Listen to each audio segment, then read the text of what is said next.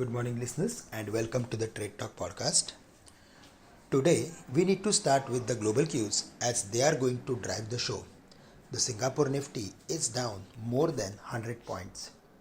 US futures fluctuated after the S&P 500 closed 2% lower, the most since May, with concerns over the debt ceiling impasses in Washington adding to investor angst.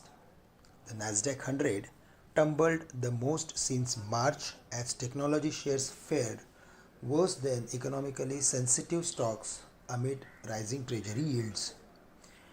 Indian stocks tumbled on Tuesday after a jump in treasury yields.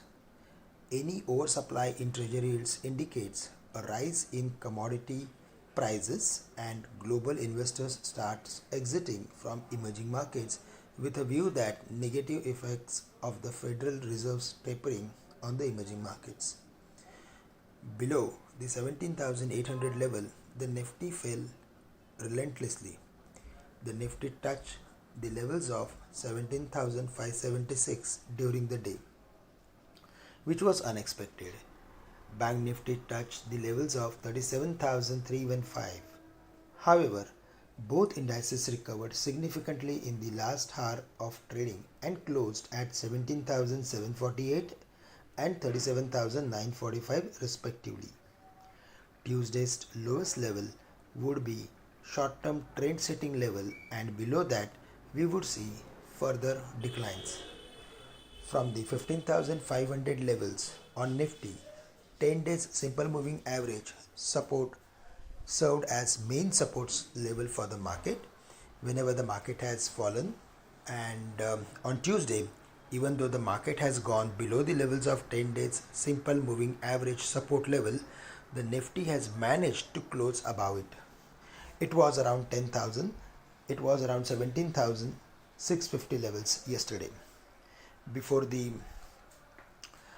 closing of the day, we should focus on 10 days simple moving average and 20 days simple moving average.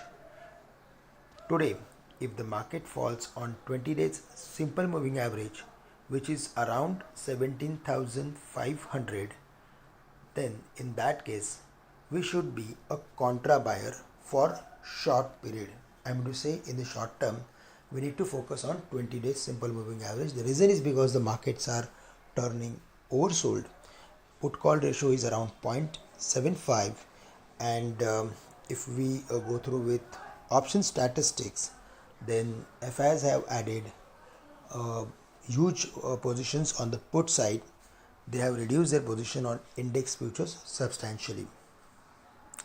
So till the market is not crossing 17,950, traders should reduce week long positions at resistance level 17,800 and 17,850. The pharmaceutical stocks should do well in the near term based on their technical formation. In fact, on weekly and monthly chart, the pharmaceutical index is forming symmetrical triangle, and yesterday it reversed after hitting the lower boundary. We are specifically bullish on Cipla, Sun Pharma and Aurobindo Pharma. Also, we like Lupin Laboratories. Friends, that's all from my side for the day. With this, we are ending today's call. Thank you very much for listening in and have a great day to all of you.